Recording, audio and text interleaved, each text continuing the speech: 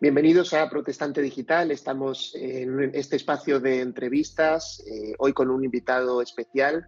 Tenemos con nosotros al pastor Marc Madrigal. Él está en Turquía, trabajando desde hace ya muchos años, y vamos a hablar con él sobre el tema del que tanto se está hablando estos días en todos los medios de comunicación. Tiene que ver con el terremoto y con la situación que está viviendo allí en Turquía. Sabemos que es un lugar que ha sido golpeado de forma tremenda por estos dos terremotos que han ocurrido, el primero el 6 de febrero y luego otro la semana siguiente que también fue muy duro. Un mes después, las cifras oficiales hablan de más de 50.000 muertos, al menos 118.500 heridos, más de 200.000 edificios destruidos y se estima que unos 2,4 millones de desplazados. En total, 24 millones de personas que han sido afectadas de alguna manera por ese terremoto y, por supuesto, toda la población de Turquía que ha sido afectada de manera especial. Primero quiero saludar también a Joel Foster, nuestro compañero en Protestante Digital y director en Evangelical Focus también. Joel, bienvenido. Muchas gracias, Dani, con ganas de escuchar lo que Marc nos tiene que contar. Pues Marc, muchas gracias por estar con nosotros también en el día de hoy y dedicar este tiempo para acompañarnos. Por supuesto, es una alegría poder estar aquí con ustedes también. Como decíamos, vamos a hablar sobre este tema de Turquía, un tema desde luego que ha sensibilizado muchísimo al mundo. Hay muchas organizaciones que están también volcándose para ayudar. Pero quizá lo primero que podríamos preguntarte, Marc, es que nos cuentes un poco cuál es la panorámica actual. Sabemos que has estado visitando algunos de los lugares más afectados por el terremoto. Has estado incluso en Antakya, esa ciudad que ha quedado totalmente arrasada. ¿Qué imagen podrías darnos de la situación ahora que se cumple un mes y unos días de ese primer seísmo? Sí, pues es una región muy grande. Estamos hablando de 780 kilómetros de ancho. O sea, es como decir, no sé yo, para aproximarte, ¿no? De Madrid de Barcelona hasta Extremadura o algo así, ¿sabes? Encapsula 11 provincias. La ciudad más grande, Adana, de 2 millones, que ya es una ciudad grande. Y luego Antioquía es de 400.000 habitantes y las otras ciudades pues rondan esas cifras, ¿no? Entre 500.000 y 1 millón de habitantes, depende de cuál ciudad, ¿no? Y hay diferentes niveles de destrucción. Por ejemplo, en Adana, que estaba bastante lejos, pues solo se derrumbaron 18 edificios. O sea, no es nada en comparación con Antioquía. Cuando vas a Antioquía, pues es como si hubiera explotado una bomba atómica o algo así, porque no exagero, pero como mínimo una tercera parte de los edificios que están completamente derrumbados, ¿no? Y luego lo que queda, el 50 o 60% que queda, es que no se pueden vivir, ya están muy damnificados, ¿no?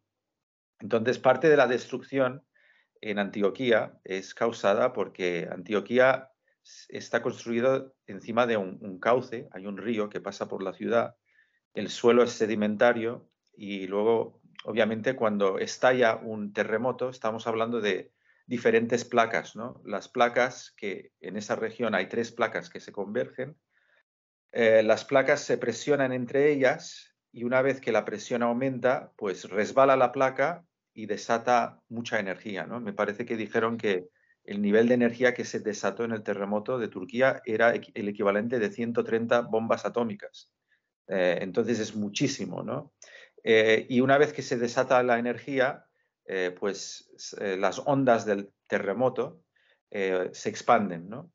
Y al ser suelo sedimentario, el suelo sedimentario es suave y estas ondas hacen eco y rebotan y entonces amplifican lo que es la onda y la destrucción causada, ¿no? Y es por eso que en ciudades como Antioquía pues ha habido, a pesar de estar muy lejos del epicentro, ha sido muy gravemente afectada, ¿no?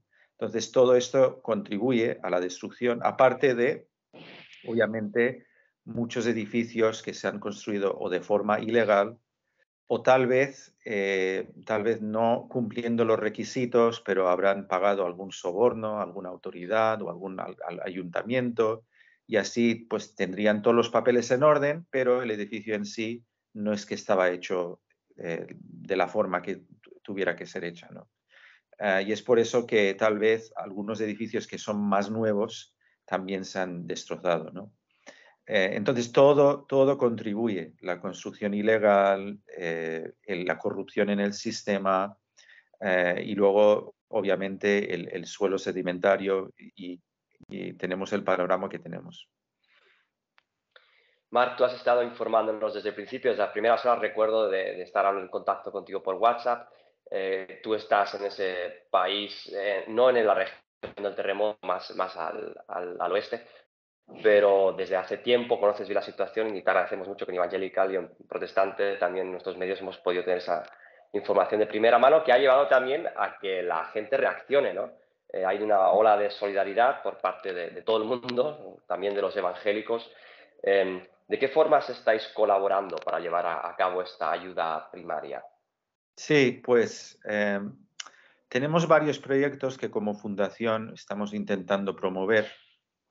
Una es una construcción de casas pequeñas de madera de unos 25 metros cuadrados, que lo hacemos con gente local de ahí. A veces la gente nos pregunta ¿de qué empresa compráis esas casas? Y no las compramos, las estamos produciendo. Un hermano de Israel vino el primer día del terremoto a Turquía y en el lápiz, en el USB, llevaba el diseño de una casita la forma en que producimos estas casas en Iskenderun, que está a 1 hora al norte de Antakya, hay fábricas pequeñas y tienen máquinas de CNC. Y cuando tú pones el lápiz en la máquina, la máquina te corta la madera a medida, ¿no?, que necesitas para la casita. Es todo automático. Entonces él se contactó con un hermano americano de nuestra iglesia, luego él, voló a Iskenderun, hablaron y tal, hicieron un prototipo en unos 4 días y luego empezaron a producirlas. Y hoy por hoy hemos construido como 14 de estas casitas. Pero aparte del proyecto de casitas, tenemos un almacén en Samanda, que es otra población de unos 150.000 habitantes al sur de Antioquía misma.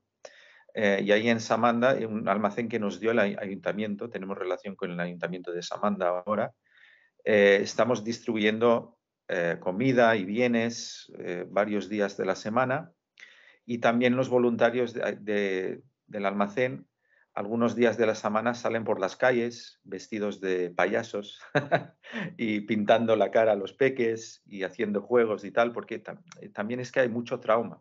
La gente ha perdido a familiares, ¿no? Padres han perdido a hijos, hijos han perdido a padres.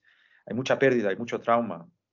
Las réplicas todavía siguen y claro, allí hay diferentes reacciones, ¿no?, a todo lo que pasa. Algunos no reaccionan, es casi como un mecanismo de supervivencia, de no mostrar emoción, ser como casi robots, ¿no? Pero otros, las réplicas son como disparadores, ¿no?, que sufren ansiedad o ataques de pánico. Entonces, la situación es difícil, hay mucho trauma. Claro que estamos intentando suplir las necesidades físicas, que sea comida o vestidos o incluso con las casitas algún tipo de albergue, pero también hay mucha necesidad psicológica y espiritual. Hacemos lo que podemos, pero claro, es una región muy grande y es muy difícil cubrir todas las necesidades. Marc, sabemos que desde España diferentes entidades se han puesto en marcha, también han contactado directamente con vosotros para organizar un poco lo que es la ayuda. Cuéntanos un poco de qué manera se está llegando esa ayuda que se está recogiendo aquí en España. Y también sabemos que hay personas que incluso están viendo posibilidad de viajar para poder ayudar. Cuéntanos también si hay posibilidades o si es adecuado el poder buscar esta vía en este momento para poder colaborar con vosotros. Sí, a ver, desde España está la Alianza Solidaria, que están recibiendo donativos.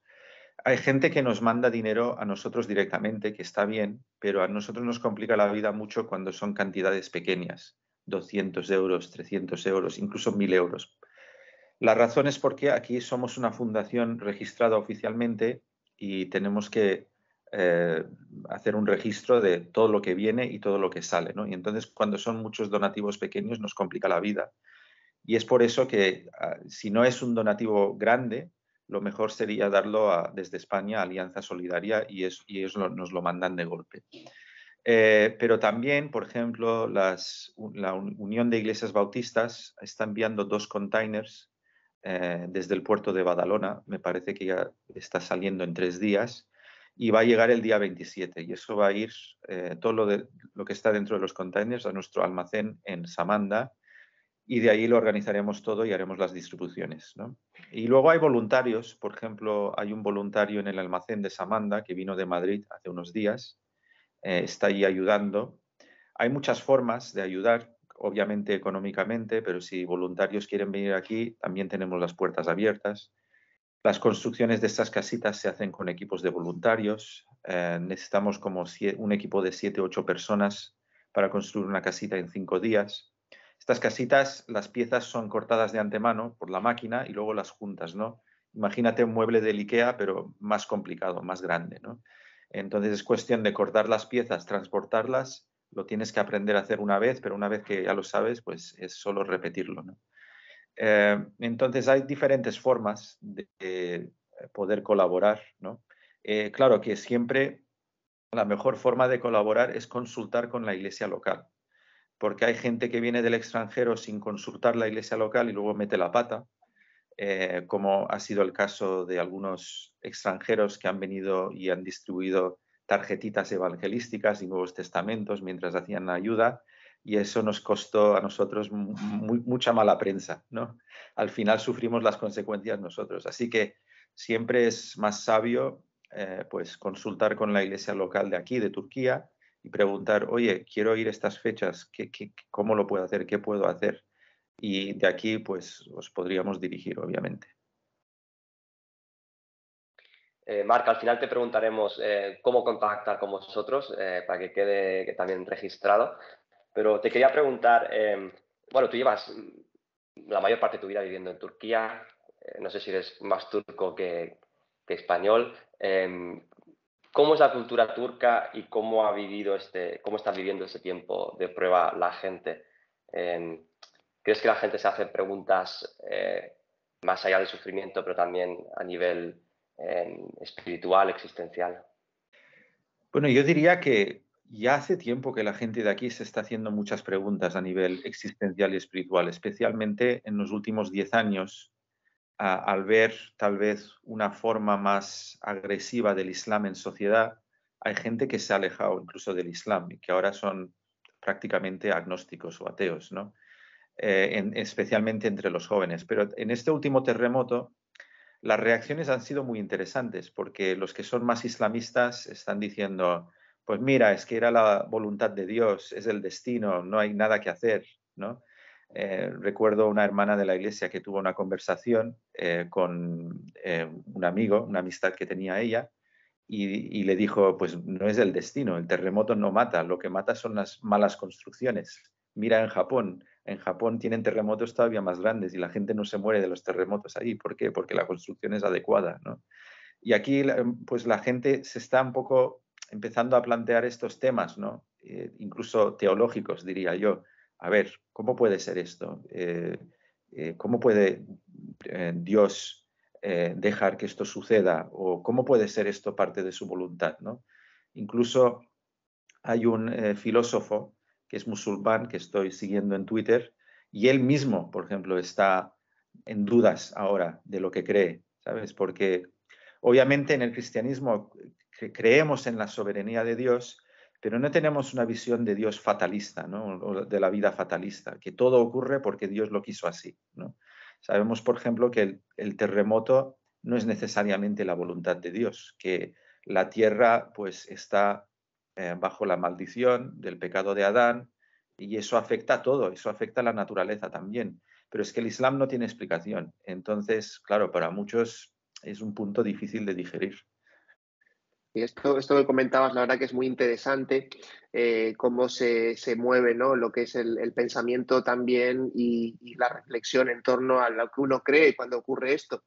pero también supongo que hay mucho que tiene que ver con el sufrimiento y con la atención a las personas que están sufriendo. Hace poco entrevistábamos también a otra mujer que es cristiana allí en Turquía, y ella nos contaba que parte de su trabajo estaba siendo ir por las calles para hablar con las personas y poder intentar ayudarlas en ese dolor tan intenso, ¿no? ¿Cómo estáis viviendo esa parte, ¿no? También de quizá poder llevar no solo la ayuda física de la que nos has hablado, sino también una ayuda emocional, espiritual a las personas dañadas? Sí, es que a veces hay que intentar hacer cosas normales para que la gente vuelva a la normalidad. Este último viaje, que estuve en Antioquía 5 días, uno de estos días me fui a Adana con una furgoneta para hacer compras para el almacén, y luego al regresar pensé, mira, voy a comprar unos 15 kebabs y nos lo comemos entre los voluntarios, ¿no? Porque comida enlatada hasta varios días uno se cansa, ¿no? Vamos a comer comida buena. Son 2 horas y media de Adana a Antioquía, entonces me tomó todo el día porque tenía que desplazarme a Adana, hacer las compras para el almacén y luego regresar. Estaba ahí de regreso como las 7:30, 8 de la tarde, ¿no? Pero bueno, comimos kebabs y tal. Tenemos un vecino allá donde me quedaba, que es carpintero. Y él me ha ayudado un poco a conectar con algún ayudante del alcalde y no sé qué. Y le dije, ven, que te he traído kebabs. Y bueno, pues vino con su hijo, él comió, el hijo también. Y luego se llevaron 2 kebabs a casa para sus hijas, ¿no? Y estaba súper feliz, súper contento, porque son cosas pequeñas, pero es de una forma de decir, mira, aquí hay que hacerles sentir un poco la normalidad, porque han vivido mucho trauma, ¿no? Y entonces a veces es tan simple como comer juntos, hablar de lo que sea, abrazarse. eh, Más que nada necesitan un poco de compañerismo y empatía, ¿no? Y eso ayuda muchísimo para aliviar lo que es el estrés que viven. Marc, si miramos al futuro, próximos meses, hay elecciones en Turquía, pero más allá también de lo político, ¿qué podemos esperar? ¿Cómo se puede reconstruir? ¿Cuál es el futuro de este país o por lo menos de esta región a 5 años vista, por ejemplo? ¿Cuáles son las expectativas que tenéis? Pues sí, hay elecciones en menos de 2 meses. Claro que aquí todos los partidos políticos, por una parte el presidente, que es Erdogan, y luego la oposición, que es una coalición, están obviamente intentando usar esta situación para su propio provecho, ¿no? Para aumentar sus votos, ¿no? Que es lo normal, son políticos al fin y al cabo. Pero claro, ahora el terremoto, incluso en los medios nacionales, ya está en segundo o tercer plano por causa de las elecciones, ¿no? ¿Qué era la otra pregunta que me preguntaste? De cara al futuro, o sea, más allá, De los cara al próximos futuro. años, ¿cómo se puede Sí. volver a la normalidad o cierta normalidad? Muchos años, porque por ejemplo, uno de nuestros pastores en Izmit, él se acuerda del terremoto, porque él era un joven. En el 99 tuvimos un terremoto muy grande, a 70 kilómetros al este de Estambul, que era de 7,4 en la escala Richter. Y él vivió en un container por 2 años. O sea que estamos hablando de gente que va a tener que vivir o en containers, o en casitas, o en tiendas, porque es otra cosa, es que no hay suficientes containers ni casitas. Eh, en el terremoto de Izmit del 99, o sea, más que nada era la región al este de Estambul que fue la afectada, tal vez 3, 4 regiones o ciudades, pero aquí es que es una zona muy grande, ¿no? Tenemos una lista del ayuntamiento de 200 nombres que son familias de 8 a 12 personas cada una y quieren tiendas y no tenemos tiendas. O sea, olvídate de casitas o containers, es que ni podemos procurar tiendas. Tal vez unas 50 o 60 les vamos a enviar. Hay mucha necesidad y esto va a seguir así durante como mínimo 2 años, diría yo, hasta que la gente ya empiece a levantarse, ponerse en sus propios pies y buscar alguna solución para vivir. La verdad es que es un reto enorme el que tenéis por delante también. De alguna manera sabemos que la comunidad evangélica, la comunidad cristiana en Turquía es muy minoritaria. De alguna manera también, de todas maneras estáis respondiendo, estáis buscando la forma de responder. Cuéntanos un poco cómo os estáis organizando vosotros a nivel interno, no sé si entre las iglesias, los pastores, de diferentes ciudades tenéis la posibilidad de estar en contacto y de esta manera pues poder hacer una respuesta conjunta ante esta necesidad tan acuciante que estáis viviendo. Sí, por una parte está lo que sería la Alianza Evangélica. Ellos están involucrados, por ejemplo, montaron un pueblecito de 90 tiendas en lo que sería la zona Expo de la ciudad de Iskenderun. Ellos están bastante activos allí y están colaborando con un ayuntamiento de Ankara que proporcionan comidas calientes cada día para esa población, ¿no? Ese pueblecito de tiendas. Pero luego hay muchas iglesias que están involucradas de forma individual, ¿no? O en ciertas zonas. Por ejemplo, nosotros estamos en Antioquía, pero no en otras zonas. Al ser una región tan grande, pues solo te puedes enfocar en un lugar, porque al final, luego si intentas llegar a todo, es que no lo haces bien. Entonces, mejor enfocar en una ciudad o una región e intentar hacer lo mejor posible, ¿no? en esa región. Pero sí, entre las iglesias colaboramos. Por ejemplo, tenemos un grupo de WhatsApp entre los diferentes hermanos o iglesias que están colaborando en la región de Hatay. Entonces, en ese grupo de WhatsApp está Débora, que maneja el almacén en Samanda, una hermana de nuestra iglesia, pero luego hay otro hermano Paul que está en otra región de Samanda, otro hermano que maneja otro almacén en Antioquía Centro, y así, ¿no? Y intentamos coordinarnos entre nosotros. Por ejemplo, estas últimas 30 tiendas que montamos en Samanda no eran nuestras, eran de otro almacén y les pedimos, a ver, si tenéis tiendas de más, por favor, mandadlas aquí y ya las montamos nosotros con grupos de voluntarios, ¿no? Entonces, en este grupo de WhatsApp, pues intentamos coordinar todos los esfuerzos. Marc, ¿cómo podemos orar desde el resto del mundo por Turquía en este momento? Pues yo diría, primero, que el Señor alivie el dolor. Hay mucho dolor. Segundo lugar, que muestre su amor y misericordia al pueblo de aquí. Que use la Iglesia de buen testimonio para que la gente se dé cuenta de que los cristianos no estamos en contra de ellos ni somos sus enemigos, que les amamos y lo que queremos hacer es mostrarles el amor incondicional de Cristo. Orad también por los pastores y los voluntarios, porque es muy agotador estar ahí. He ido 2 veces, la primera por 3 días, la segunda por 5. El 20 de este mes voy a ir otra vez unos 4 días y es muy agotador. Mucho estrés, mucha actividad, mucha cosa por hacer.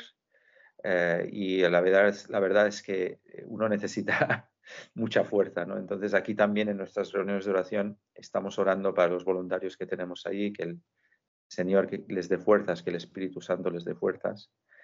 Así que estos serían los temas principales, diría yo. Pues la verdad es que ha sido un placer el poder tenerte con nosotros en el día de hoy y poder conocer de primera mano cómo estáis afrontando esta situación allí en Turquía. Muchísimas gracias, Marc, por estar con nosotros en este espacio y estamos a tu disposición también por si quieres informarnos de cualquier tema. Seguiremos atentos tanto en Evangelical Focus como en Protestante Digital acerca de la situación que estáis viviendo en Turquía. Y también os enviamos nuestro ánimo y, por supuesto, nuestro deseo de que podáis seguir sirviendo al Señor como lo estáis haciendo en medio de esta circunstancia. Sí, muchísimas gracias por darnos esta oportunidad y apreciamos también lo que está haciendo Protestante Digital y Evangelical Focus, porque en parte ha sido gracias a vuestra colaboración que la gente se ha dado cuenta de las necesidades de aquí. Así que muchas gracias. Gracias también, Joel, por estar con nosotros en el día de hoy. Gracias a vosotros y Marc, que el Señor os dé fuerzas en todo este trabajo y realmente podáis tener impacto ahí. Pues también a todos los que nos han estado siguiendo hasta ahora en esta entrevista, les damos las gracias y ya saben que pueden seguir la actualidad en inglés, en Evangelical Focus, en castellano, en Protestante Digital. Allí pueden encontrar también mucha información sobre Turquía y lo que hemos estado viviendo también durante este mes, y también, por supuesto, la situación religiosa en Turquía, que también tenemos mucho escrito en los últimos años sobre ello. Si buscan van a poder encontrar mucha información al respecto. Gracias por estar con nosotros y que Dios les bendiga.